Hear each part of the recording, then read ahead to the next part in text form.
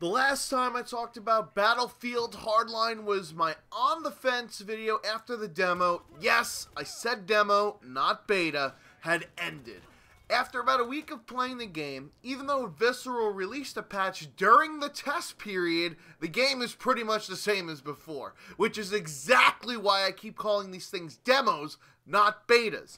Most of the stuff that I said in that on the fence video is still true, so pause this video right meow, I swear I'm not going anywhere, and watch it, link in the description. This way I don't repeat myself too much in this video, because I already said it about a month ago.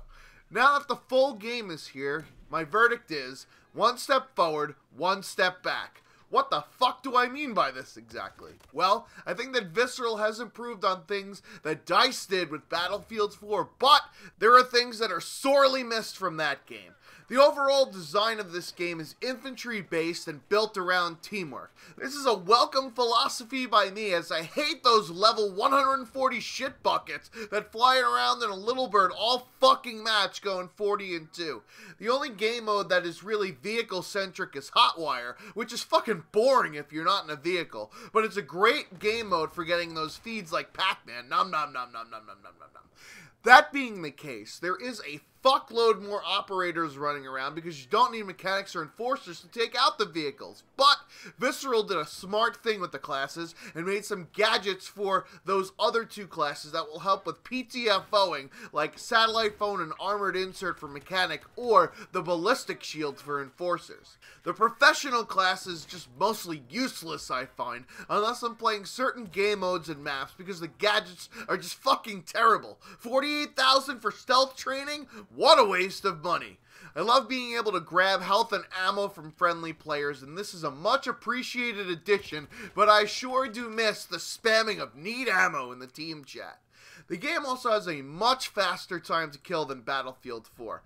I'm not sure if the mythical one-hit bug is back, because there are definitely times that I've been melted without notification that I've been hit multiple times, only to look at the body and the kill feed to have my right leg lit up. Walk it off, you pussy! It could be that it's just the faster time to kill that I'm not used to, but there are those frustrating moments of instant death. Visceral was definitely using the CTE version of code from at least the same time when the revive timer update was applied, because I noticed that in the game, although it's not nearly as visible as it is in Battlefield 4. So, the netcode high frequency bubble fix should also be on there, because that was implemented at the same time.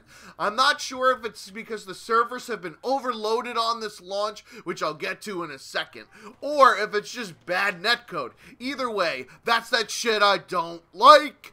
The R870 shotgun, however, is the complete opposite. I mean, look at these clips. It's clearly broken. The shotguns are as potent as a fart after the Chinese buffet. I don't even get the hit notification that I killed somebody until at least a second after I shot. I'm already cocking back and ready for a second shot when I realize, oh shit, I actually killed that guy, and I just wasted another one of my shells. This was an issue in the beta, and it still is not fixed, in spite of the fact that I know that multiple YouTubers have griped about it. The other huge issue that I have with the weapons is that the clear-cut best guns in the game are only available if you bought the deluxe version. The ACWR outclasses every assault rifle, and the Car 5.56 L85A2 are also neck and neck with the other two best assault rifles, the M416 and the M16A3, and they're better than all of the carbines for the operator class. That is a huge problem for me, as I don't have the deluxe version. I decided not to buy premium after the Battlefield launch disaster, and the fact that it never stated that more guns and gadgets would be available with premium. Why the fuck would I buy premium if I'm not going to get more shit?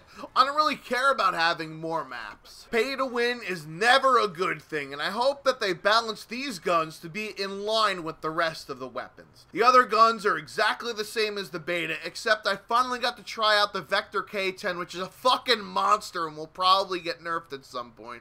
But but overall, I like the way that Battlefield 4 feels compared to Battlefield Hardline with the gunplay. It's tough to compare though, because these two games have radically different philosophies. Is it just now that there's an emphasis on run and gun and infantry play that I notice how quirky the Battlefield system actually is? Or is it that, you know, it's launch and the servers are overloaded and these are just the weird things that'll come and I'll have to get used to it? As I play more though, I find that I am getting a lot better of a feel of how the game actually plays. One of the biggest steps backwards is a lack of server browser for squad join. Why is this not included in the game? This has been in Battlefield 4 long before the fall patch. Why is it inexplicably missing from Hardline? Normally, it wouldn't be a huge problem because I always use the server browser, but whenever I squad up with my buddies and I hit quick match, I am always placed into US West servers, which are unplayable for my UK friends and some of my East Coast buddies. I know that my Verizon Fios internet is beastly, but are there really not enough servers in the East US to put me in a fucking match? Even when I am doing the server browser, I rarely see a US server that isn't either full or empty or on like a 3-bar compared to a 5-bar. They need more fucking servers in East US to keep up with the population demand. All of the game modes fit the Payday 3, I mean Cops and Robbers theme great. Blood Money and Heist are my favorites, and Heist is the rush game mode that Battlefield 4 was sorely missing. Blood Money might be the most fun I've had playing a shooter since Titanfall came out with Marked for Death. Do you defend the middle or go and rob the other team? It's always fun trying to raid the other team's vault, but it's tough to make it out alive, which makes for that action-packed, fast-paced amazingness. I could also see eSports picking up steam due to the Rescue and Crosshair game modes. Both of these are a lot of tense times which require teamwork and are non-respawn game modes. I have a 1v3 clutch that I might upload at some point as I still haven't calmed down from it. I considered going to a doctor for this erection that lasted about 3 days, but I'm way too busy playing Hardline. Get it? Anyways, I've heard that 64-man TDM is ridiculous because of the shitty spawns and too many players for the map size, but it's a Battlefield game. Who the fuck plays TDM anyways? By the way, how did they come up with the asinine ticket counters for some of these game modes? 300 tickets for a 32v32 match on Derailed? I went 10-3 and was one of only 2 people in the entire fucking lobby that had double-digit kills. That game is over faster than the Kardashian-Humphreys marriage. I get that 20-minute Conquest games would drive the COD-tards crazy, but for fuck's sake, at least make them all 600 tickets like on Riptide to make them at least last 12 to 15 minutes. The maps themselves are all pretty well designed to fit into all of the game modes. There are certain maps that don't really work in certain game modes though. Everglades for pretty much everything. That map fucking sucks. Hollywood Heights for Heist, Dust Bowl for Team Deathmatch, Grow House for Conquest, etc. There are maps that I don't like, which are basically Dust Bowl, Grow House, Derailed, which is almost as shitty as the Modern Warfare 2 version, and ones that I do like, as in The Block, Riptide, and Bank Job. There's only 9 maps in this game compared to 13 that ship with Battlefield 4, and a lot less guns and gadgets, although a lot of the guns and gadgets in Battlefield 4 were just fucking repeats of one another.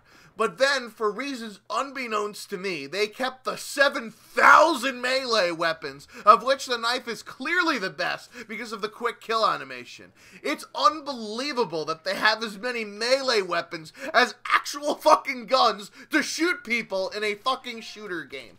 Cutting down on redundant variety is always a good thing for me, but is this too watered down for 60 bucks? On sheer scale against Battlefield 4, this game has nowhere near as much to do for the same asking price, and this is a huge problem for some people. I do think that this game is extremely well designed and functions very well for the most part. There are times when it's hit or miss, and I'm not just talking about my windy aim. The improvements made from the last CTE patch, which went live March 3rd, are clearly missing from this game.